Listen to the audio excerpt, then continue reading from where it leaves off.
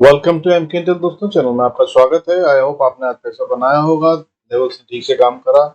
और that is आज not that more important. आप सोमवार के बारे में सुनिए, that is more important. Monday को खतरनाक दिन होने वाला है, बड़ा सा गैप डाउन होने वाला है। आज ग्लोबल मार्केट्स में जो हुआ है वो बहुत गहरा असर दिखाएगा। 2.5-3% डाउन है। नैस्डैक, डाउ और S&P और डैक्स वगैरह सब पे बहुत बुरा असर पड़ा है। जैक्सन हॉल जिसकी मीटिंग के लिए मैं बता रहा था आपको कि इवेंट है, उसके बाद ही पता चलेगा, सावधान रहिएगा। और आगे क्या होगा वो देखने की बात होगी। तो वो आगे देखने वाली बात जो है वो आज फाइनल हो गई है। अच्छा खासा फॉल आया है ग्लोबल मार्केट्स में, और जो उन्होंने कहा है उनकी कमेंट्री इतनी खतरनाक है कि अब आगे डाउन साइड ही है, अब सेल ऑन राइज है। बाय की कोशिश ना कीजिएगा, जल्दबाजी में इंतजार कीजिएगा। ऐसा ना हो कि जहाँ 200 300 400 पॉइंट गिरे मार्केट आप सोचे कि बाय कर लूं। अभी बाय का सीन नहीं बन रहा है। और अगर कहीं मौका लगे तो अपने अगर कोई प्रॉफिट वाले शेयर्स हैं तो उनको बेचकर कोशिश कीजिएगा कैश पे बैठे, और नीचे की तरफ आपको मौका मिलेगा अच्छे शेयरों को खरीदने का। हालांकि स्मॉल कैप में अभी भी दिख रहा है कि मजबूती है। हो सकता है कि बाकी की मार्केट गिरे लेकिन वो ना गिरे। अभी जो गिरने वाले शेयर होंगे बड़े वाले, वो मेनली ब्लू चिप्स में अटैक, मेनली नहीं इनफैक्ट ब्लू चिप्स में ज्यादा बड़ा अटैक होगा। Keep an eye. Let's start our video. अगर जरूरत हो तो पॉज करके पूरा डिस्क्लेमर पढ़ें। आज क्या हुआ, एफआईएस ने माल बेचा 51 करोड़ से ज्यादा का। 51 करोड़ से ज्यादा का माल उन्होंने बेचा, जो कि रोज बाय कर रहे थे। अभी तक मंथली में अगर बात करें तो एफआईएस 18,420 करोड़ से ज्यादा का माल खरीद चुके हैं। उन्होंने आज सेलिंग करी है 51 करोड़ से थोड़ी सी ज्यादा। अब डीआईआईएस जो लगातार सेल ऑफ कर रहे हैं, अब तक उन्होंने आज 453 करोड़ से ज्यादा की बाइंग करी है। अगर अब महीने की बात करें तो अगस्त में अभी तक वो 6,555 करोड़ से ज्यादा का माल बेच चुके हैं। उन्होंने आज बाइंग करी, शायद ये मार्केट को बचाने के लिए। जैसा कि मैं आपको रोज बता रहा हूँ, डीआईआईएस मार्केट को गिरने नहीं देंगे। हालांकि जैसे ही मौका मिलेगा वो अपना माल बेचेंगे भी, क्योंकि उन्होंने बहुत पैसा लगा रखा है और उन्हें फिर से पैसा निकालना है। क्योंकि अगर जरूरत पड़ेगी एफआईएस बेचने पे आए तो वो फिर मार्केट को बचाने के लिए खरीदेंगे। तो इस तरह से ये हुआ फिगर्स मंथली और डेली। आई होप आप समझ पाए होंगे। लेकिन अब मंडे को जो बिग सेल ऑफ आएगा, अगर एफआईएस सेल ऑफ करते हैं जिस तरह से ग्लोबल मार्केट में हुआ है, जिसका मतलब ये है कि वो फिर मंडे को बेचेंगे। तो जितना बड़ा सेल ऑफ एफआईएस करते आए थे पहले, अगर वैसा सेल ऑफ करते हैं 7-8 हजार करोड़ का एक ही दिन में, तो ये मार्केट कहाँ जाएगी कल मंडे को देखने की बात होगी। बहुत चिंता का विषय होगा।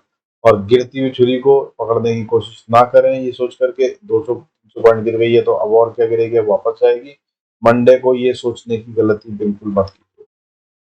एफआईएस ने जो अभी तक सालाना फिगर में बेचा है उसकी बात कर लेते हैं। देखिए, एफआईएस ने अभी तक इस साल जनवरी से लेकर अब तक 2,71,552 करोड़ से ज्यादा का माल बेच दिया है। Never ever before in the history of Indian stock market का ये फिगर है।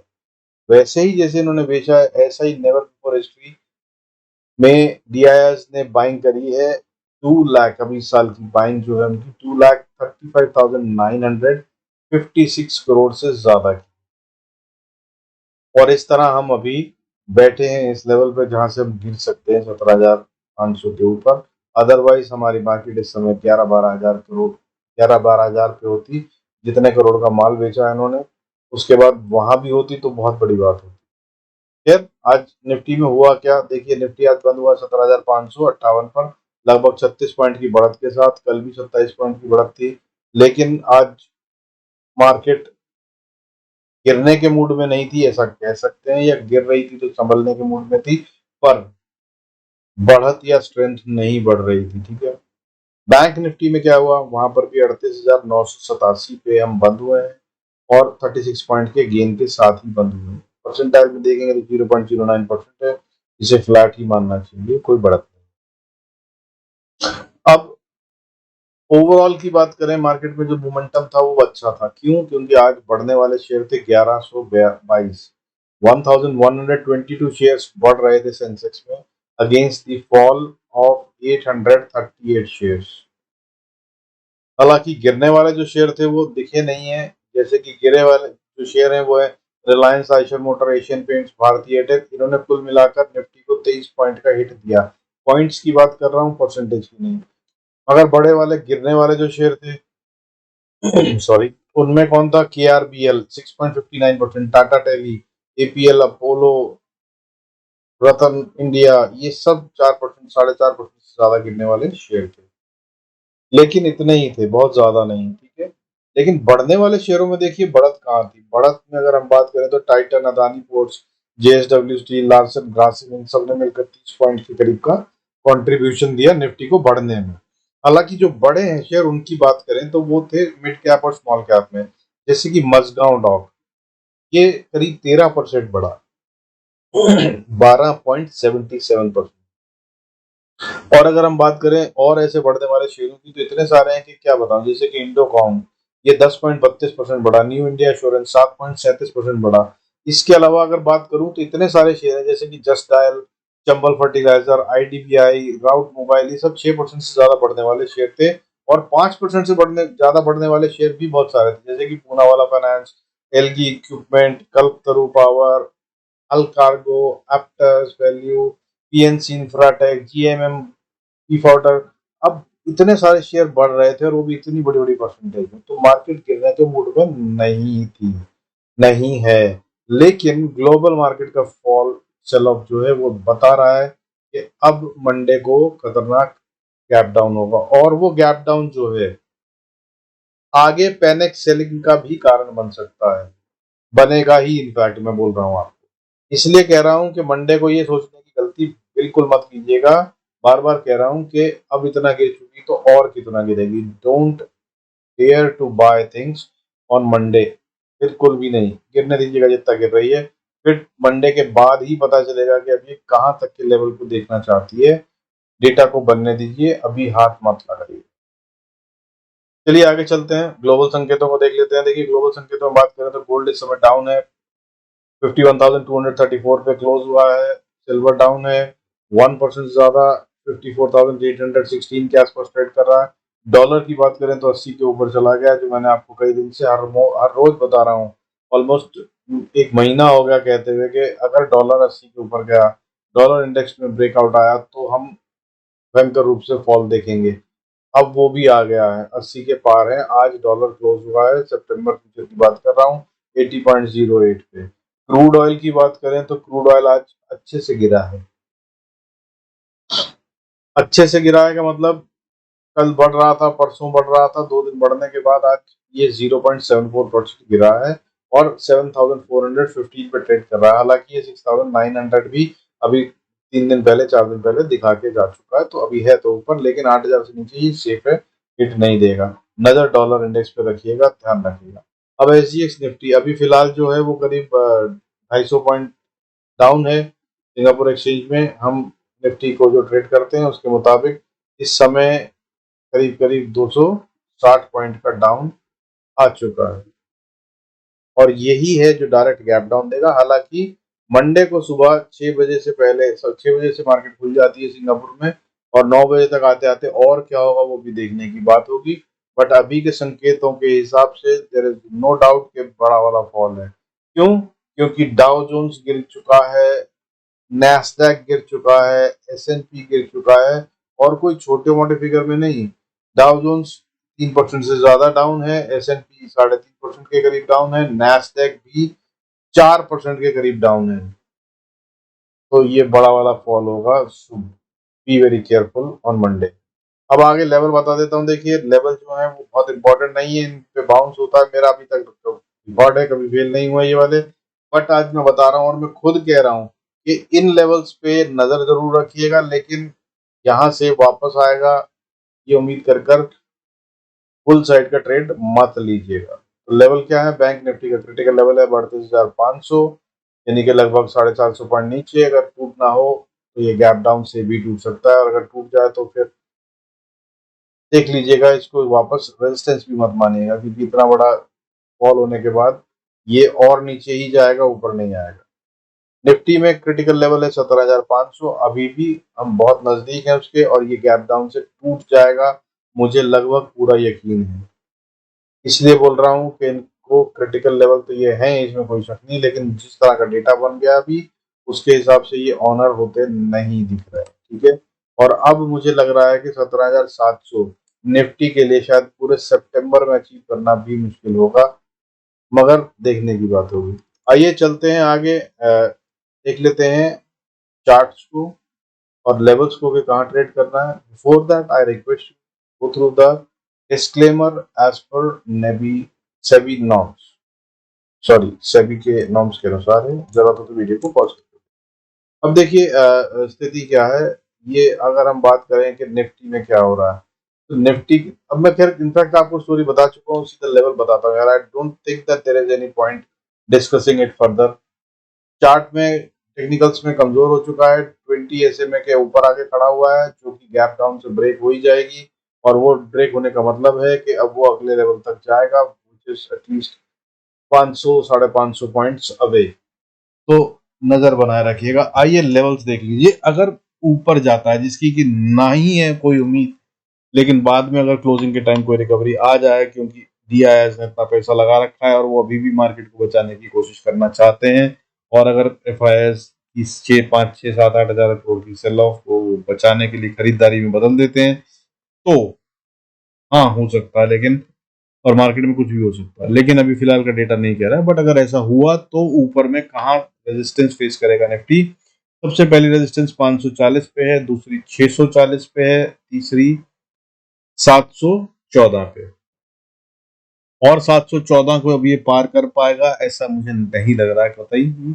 हालांकि इसके ऊपर भी 17,777 पे एक रेजिस्टेंस बनती है, और 17,850 तो मैं आपको कितने दिन से बता रहा हूँ, मोर देन अ मंथ हो चुका है कि अब ये शायद ही पार होगा दोबारा से। और एक बार ऊपर से नीचे आ गए तो अब तो ये और स्ट्रॉन्गर रेजिस्टेंस बन गई। खैर अब नीचे की तरफ अगर जाता है निफ्टी तो क्या करना होगा वो देख लेते हैं। पहली सपोर्ट 476 पे, दूसरी सपोर्ट 430 पे, तीसरी सपोर्ट 350-60 पे, यानी कि 17,356। और यहां तक मुझे लग रहा है कुछ बचेगा ही नहीं, क्योंकि ऑलरेडी गैप डाउन में निकल जाए। इसके बाद अगली सपोर्ट जो आती है वो 310 पे, और उसके बाद 242 पे, और उसके बाद 17,170-72 पे अगली रेजिस्टेंस आती है, जो कि मुझे लग रहा है कि शायद मंडे को टेस्ट हो सकती है। बहुत ध्यान रखिएगा। और क्योंकि ये बड़ा वाला लेवल नहीं है, तो ये अगर टेस्ट होती है तो ये भी टूट जाएंगे। इसके ऊपर भी मैं नहीं कह सकता कि यहाँ से बाउंस बैक करेगा। तो अगर यहाँ से टूट के आगे बढ़े तो फिर 17,100, और फिर उसके बाद 16,926 इज द लेवल जहां पर आकर पहला बाउंस का अपॉर्चुनिटी बनती है, अगर हम 17,350 से नीचे ट्रेड करते हैं तो। या तो 17,350 पे बनती है बाउंस बैक की प्रोबेबिलिटी, जो कि अब बचेगा नहीं लग रहा है साहब। और अगर नहीं होता बाउंस बैक तो फिर 16,920 से पहले बहुत बड़े बाउंस बैक की या रिवर्सल की उम्मीद ही मत कीजिएगा। और उसके बाद फिर 16,840 again is a very critical level. अगर 926 पे बाउंस नहीं हुआ तो 840 पे हो सकता है।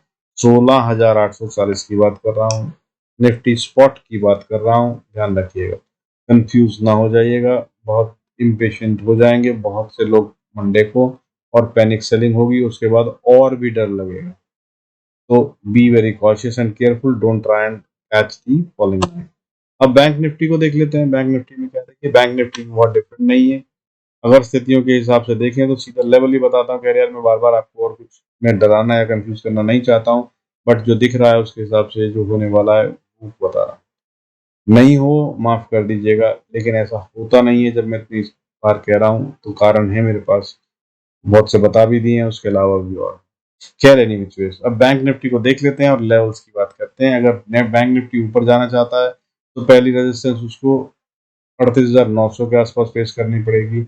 अगर 900 के पार चला गया तो 39,100 के आसपास फिर से रेजिस्टेंस है। फिर 39,255 पे, फिर 39,442 पे भी रेजिस्टेंस है, और 42 पे एक ऐसी रेजिस्टेंस है, अगर किसी तरह से ऊपर की तरफ जाता है तो यहाँ से बहुत प्रोबेबिलिटी है कि वापस रिवर्सल ले। और अगर नहीं लेता है और ऊपर जाता है तो फिर अगली रेजिस्टेंस 594, और उसके बाद 741 पे है, जहां तक जाता हुआ नहीं दिख रहा बैंक निफ्टी अभी या नियर फ्यूचर में। खैर लेवल्स हैं, नोट कर लीजिएगा, अकॉर्डिंगली ट्रेड कीजिएगा। अब नजर डालते हैं नीचे के लेवल्स पे, जो कि मंडे को असल में काम आएंगे, बहुत हाई प्रोबेबिलिटी। तो नीचे की तरफ देखिए, पहली सपोर्ट जो बनती है वो 38,800 के आसपास बनती है, जो कि ऐसे ही टूट जाएगी गैप डाउन से, मुझे ऐसा लग रहा है। और इसको तोड़ने के बाद मेरे हिसाब से अगला लेवल 38,230 का बनता है, और उसके बाद 38,013 का बनता है, और उसके बाद 37,707 का बनता है। 37,700 पे नजर रखिएगा, यहाँ से प्रोबेबिलिटी है अगर नीचे की तरफ आता है बैंक निफ्टी तो शायद यहाँ से बाउंस लेने की कोशिश करेगा। हालांकि जिस तरह का डेटा बना है, लग रहा है कि ये भी यूं ही उड़ जाएगा। तो इसके बाद नीचे 37,431, और उसके बाद अगली सपोर्ट 37,000 पे बनती है। 37,000 इज द एरिया जहां से लग रहा है कि शायद बाउंस बैक अभी भी आ सकता है। अब वहां जब पहुंचेंगे तब देखेंगे, ठीक है।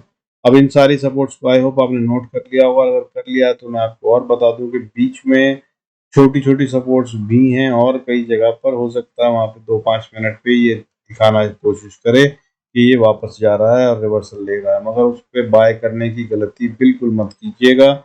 मार्केट अभी डाउन है और बड़े वाले ढंग से नीचे जाएगी, तो बाय की तो सोचिएगा ही नहीं अभी फिलहाल, ठीक है। With this, I conclude the video out here. Hope you are doing good business. You are using these levels and these are coming, handy to you.